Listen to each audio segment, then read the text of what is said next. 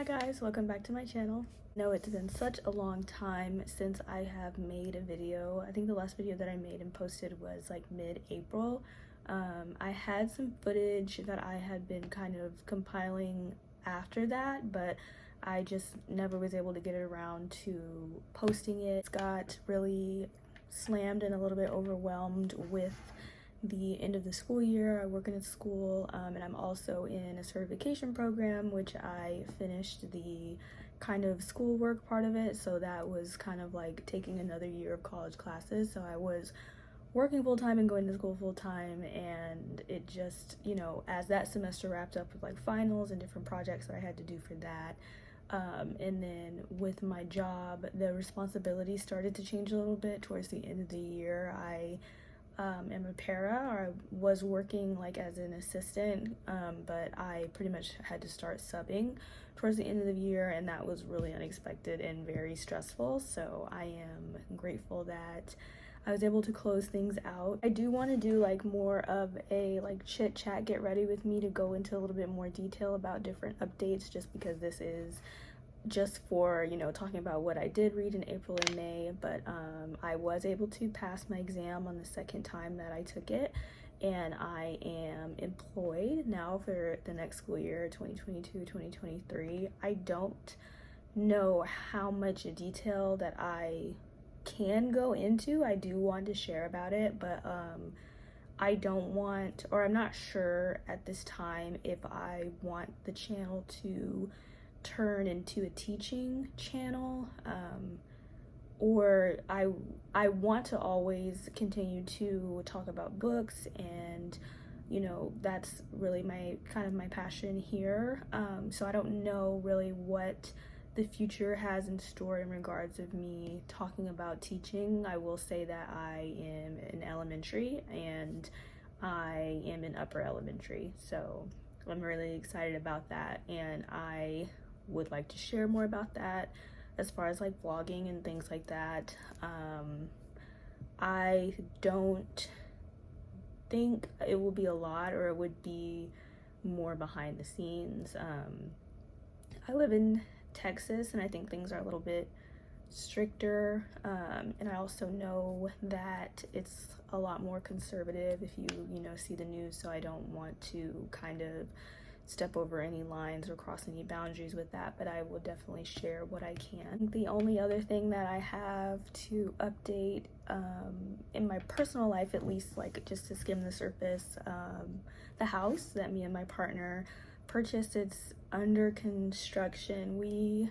I had a vlog about it. It wasn't very detailed, but we were, you know, went forward with the process of beginning to purchase the house, and we went to the design center and, you know, did all that stuff. This was last year in November, like right after Thanksgiving, and then they finally broke ground on the house in February, like after Valentine's Day.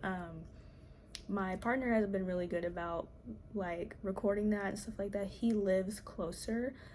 I still live here with my parents, and and the new district is close to the house, so that'll be good. But things seem to be moving really quickly as far as like the foundation and clearing the land and stuff like that. Neither of us have built a house, you know, and his mom actually had her house built in like 2019, a couple years ago, so he's familiar with the process, or at least kind of remembers what it looks like, but I have no idea what any of that looks like. So it seemed like things were moving really quickly, but we have had a slab of foundation for going on 2 months now. By I think the agent that we've been working with that's in connection with the builder, we had an email on April 5th that we are ready for framing, and we have yet to have any framing, so we are just waiting. That's something I'm really excited about, is introducing like house content, but there is nothing to show at this time. The grass around our foundation has grown up and been crazy, and it's been mowed down and cleaned up like twice now, but apparently with the weather around here, like we had some regular spring weather but it slows that down, of course, as everything is done outside, and so it's been just slowed down from that. And so when there's something to update with that, I would love to share and talk about that process. I wrote what I read in April and May down. Some of these I'm not going to be able to give like a very in-depth description because it was last month, like almost 2 months ago. The first book that I read was The Midnight Library by Matt Haig. I think that's how you say his name. I gave that 5 stars. I actually listened to that on Audible. I think I did vlog a little bit of that. So I was intending to listen to a Colleen Hoover book on Scribd. That's a audiobook platform that I really enjoy listening to, but I have to have internet connection. And for Audible, you don't. When I went to go to my lash appointment, for whatever reason, I could not get any internet connection, and I got some for that. That lash appointment took really long, like 3 hours, so I got a bit like into the book, or a big way into the book. And it is about a girl who chooses to end her life. Her name was Nora. She is kind of just struggling. She's alone, depressed. I don't think that the work that she was doing was not meaningful. I just don't know if it was important to her at that time, or it kind of was just something that she was doing to keep her going. And she wasn't close to friends or family or anything like that, and her life it didn't pan out the way that she envisioned. I think she was in her early 30s. Like, I think she might have been like literally 30, maybe 29.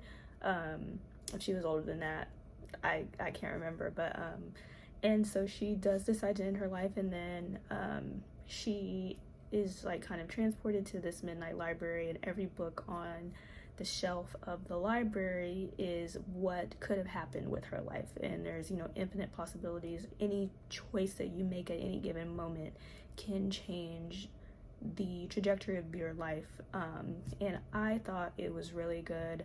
I think that, it was just a big lesson as far as like you can pick anything. I mean, even things that are kind of like minuscule, but a lot of them at first were big choices, like if I stayed with this guy or if I stayed with this sport, like what would have happened. But then even down to just things that are a little bit smaller that you don't even realize day to day, like that can make a big difference in your life. So I gave that 5 stars. I actually think I might have given it 4.5, but I realized it was because of something that was kind of like I was romanticizing something, but it was pretty realistic, so I like that one. The next book that I read was A Dowry of Blood by S.T. Gibson. I gave that 5 stars. This was like I don't know if I would say it's a retelling of Dracula. I kind of like err on the side of calling it a retelling, but it was from the perspective of his wife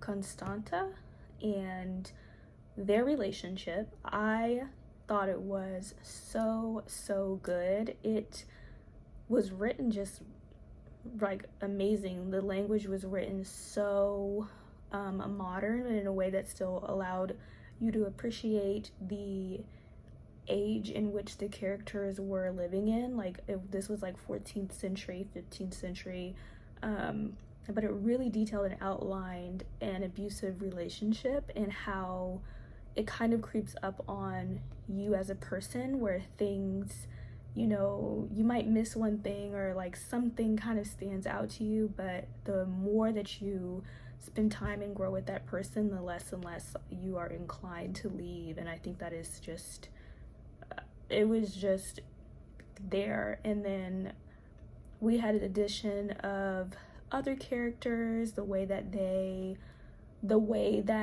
were affected as well. Everybody deals with abuse and grief differently, and so I thought it was really interesting that the author introduced other characters that also experienced Dracula, kind of to show what their experience was with abuse. I feel like I'm not really giving spoilers. I mean, that's what it's about if you like the synopsis, but I know that with Constanta, she kind of retreated within herself. She questioned herself a lot, but then there's you know, other characters that lashed out or they just completely shut down. Like, you deal with things in different ways, and I thought that that representation was really good and accurate. The next book I read was Hysteria by Jessica Gross. This I gave 3.5 stars.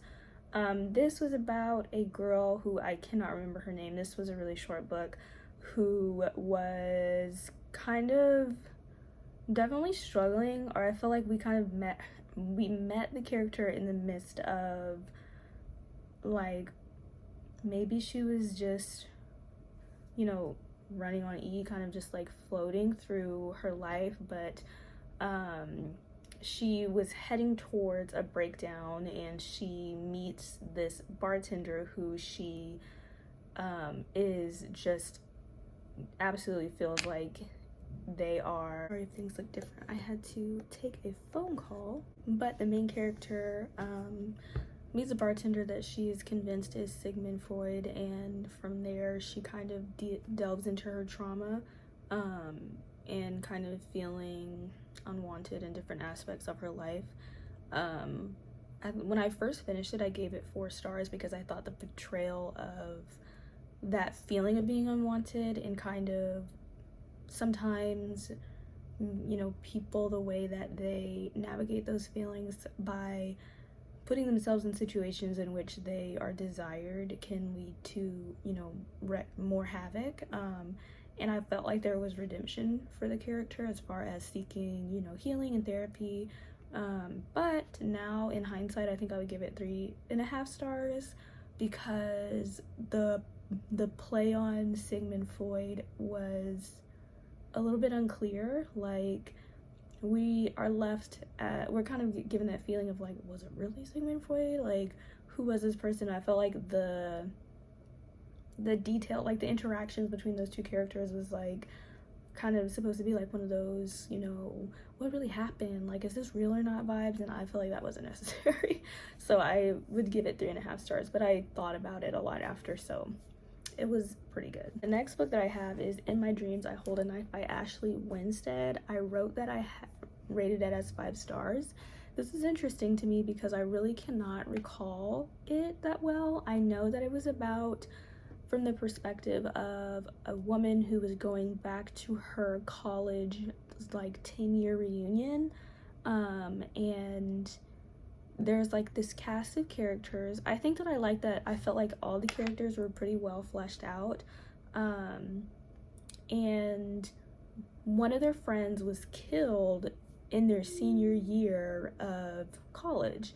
They're all different, but they're all like good friends. They met like the first week of, you know, freshman year or whatever, and she is, I think that's one of the reasons why I liked it, is I felt like it was a really interesting and in-depth portrayal of female narcissism. I don't feel like I see that very much in literature.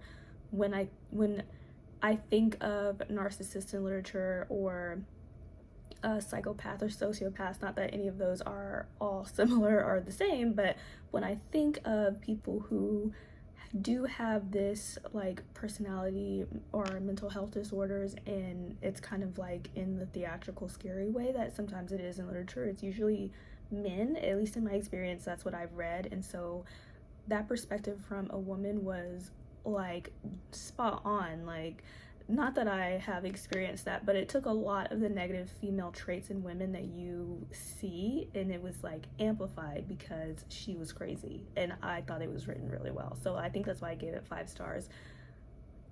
I'm thinking of the plot right now. The plot was good as well, and it had a good twist, but the way that the author wrote the main female character, I was like, this is good. So that's why I gave it 5 stars. So May is the first month that I actually started reading things like at the same time. I'm not gonna say I've never, I just can't think of, at least recently within the past 2 years, that I have read multiple books at the same time. And so I had been reading Might Bite by Patrick Forrester. I started reading it towards the end of April, and that book was like a book that lived in my purse. So anytime that I was like out and I had to wait somewhere, I would read that book. And then I was reading Everything I Know About Love by Dolly Alderton. I gave both of those books 5 stars. They're both memoirs, both nonfiction. Might Bite was really, really interesting. It was about a gambling addict. He was I think it was rugby. I'm pretty sure it was rugby. A pretty good rugby player, went to the collegiate level. And then he was doing some kind of corporate work in London, and then he transitioned to teaching, and it kind of just detailed year by year the way that the addiction and gambling kind of disintegrated his life. And I thought it was so interesting. I don't read much about addiction, but I know, just like from what I guess, I don't read nor research much about addiction, to be fair. So anything that I know about it is kind of like alcohol or opioids, like not gambling, even though you hear about it, you know, like when you like see a sign for casinos and you think, oh, gambling, but I don't really know anything about it. So I felt like it was very, very just, what's the word? I thought it was very honest and very transparent. I think that he laid a lot out, a lot of vulnerability down. And I think that it was interesting, like as reading it, there was so many points in which he said, this is where it got the worst, or this is when things were the worst. And, you know, as a reader, you know, you think back and I'm like, well, year 2 seemed like it was tough. And he had a really, really good, interesting afterword that had just kind of his experiences and where he was at now and what he was doing with his life and the way that he does handle his addiction now, which I thought was just interesting enough in itself, and just to kind of get the breakdown of it. Really went into depth about an addictive personality. There's a lot of, you know, questions are like, well, why gambling, you know, but he kind of, in his belief, felt like if you have an addictive personality and you are presented with something that it's possible that you could become addicted to nearly anything if that is your personality type. And I thought that was interesting. So it definitely made me really want to learn more about just addictive personalities and addictions in general. So I thought that was really good. The next book that I read was Everything I Know About Love by Dolly Alderton, or I read those at the same time. That was a 5-star read. I think that everybody who reads that likes it.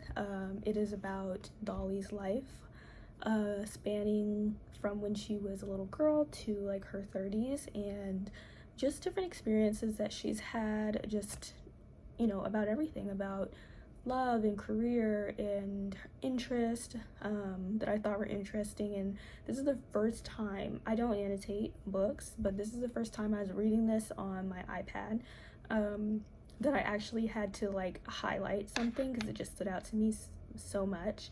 And that was, I realized that places are kingdoms of memories and relationships, that the landscape is only ever a reflection of how you feel inside. Okay. And then one more was, when I booked the flights, I thought I was booking a trip out of my head, but I wasn't. The external scenery had changed, but the internal stuff was exactly the same. I was anxious, reckless, and self-loathing. Oh my gosh. 5 stars. That just reminds me so much of the quote, wherever I go, there you are, or there I am. Like, you can go anywhere, any place, try to escape and be doing anything, but if you have a lot of turmoil or things internally, then it will be there with you. And I just related to that so hard, especially being in my 20s, early 20s. For me, I'll think the most common way to kind of save myself from the pain or the turmoil of or the exhaustion of a situation is to exit, leave. But, you know, there hasn't been any work that I have done to ensure that, you know, I'm growing, or things will change, or the circumstances, or anything like that. So I just really related to that. The last book that I read in May was My Dark Vanessa by Kate Elizabeth Russell. This was definitely like a mood selection for me. I knew that I wanted to read it eventually, but it wasn't like anywhere on like my list of things that I wanted to read. That's actually something that I picked out on Scribd, so it's not even something that I have a personal copy of. And this is about a girl named Vanessa. It switches back and forth from her being in high school to her being, her being an adult. And it details her experience of being groomed and assaulted and taken advantage of by a man that was her teacher and a senior to her. I think their relationship started when she was 15 and he was in his 40s. This was very difficult to read. The manipulation in the book was so prevalent, especially as she was older, and I think that I don't know, I mean, I felt like it was just so relevant. I gave it 5 stars. The pacing of the first half of the book was really, really good, but you know, you feel like this visceral sense of like, oh, this is gross, you know, when you're reading it, because it details her relationship with an older person that is definitely taking advantage of her and grooming her. And I saw a lot of mixed reviews. I think the content is heavy in general, but a lot of people are saying that they didn't like Vanessa, which I think, not that it's not fair, I understand her personality kind of sometimes was a little bit, I think, not to say if you don't have experience, but I think that some of the decisions and the choices that she made could have been disappointing or confusing for readers. I tried to look at it more objectively than that, because she was someone who was abused, and so it started when she was so young that the very fabric of her being was what, like, you know, made from this grooming. And so I think a lot of people were kind of upset and didn't like her, but I also think that abuse in general, in any form, can make someone quote unquote unlikable, and that's real, like, truly. So I really thought that the representation for that was good. I think that the author could have made her more agreeable just for the sake of writing, but sometimes that's not how it is, you know, if these things occur. I watched a Clockwork Readers review on this book. She read like 5 like That Girl or It Girl books, and she had said something about, you know, admitting to yourself that you were abused, or your kind of, or the story that you tell yourself about what happened to you might not really be accurate or might not be true, but it is something that you have believed for so long that you're unable to, you know, you're unable to see the truth, because it would mean that your essence, who you are, who you believe yourself to be, might not necessarily be what you thought. And I just thought that was just so poignant, because I think it's so true. And yeah, it's just like rubbed the psychology background of my brain a little bit, and made me think, and I like a book that makes me think. So yeah, the content was definitely deep and rough to read, but I liked it. 5 stars. All right, those are all the books that I read in April and May. I think that was 9 altogether, so that's the most that I've ever sat down and talked about, because it's been 2 months. I also had some DNFs. I cannot like think, just like, I know I at least had one, and that was The Paris Apartment by Lucy Foley. I actually listened to a good bit of the audiobook. It wasn't going anywhere for me. I don't know, which was a little bit disappointing, because last year that was one of the anticipated releases that I had for this year, and I really don't ever have many. I mean, I maybe had like 2 or 3, and so I'm happy that I didn't buy that on Amazon and get the hardcover, because I wouldn't have liked it. So that was a DNF. I did pick up some books in the past couple of months. I think I got like 6, but I'm going to sit down and do a haul on those books in a couple of days, maybe, or maybe later in the month. My boyfriend and I are going to Chicago. There's a lot of local bookstores there, and I want to get some books. I would like to vlog as well. We'll see how that goes. I'm like not even the girl that like takes her phone out to take a picture, so I just don't even know. But yeah, so I don't know if I'll include those in that video or if I should just do it, because I've had them for so long at this point, like 2 months. But yeah, thank you guys so much for watching. Bye.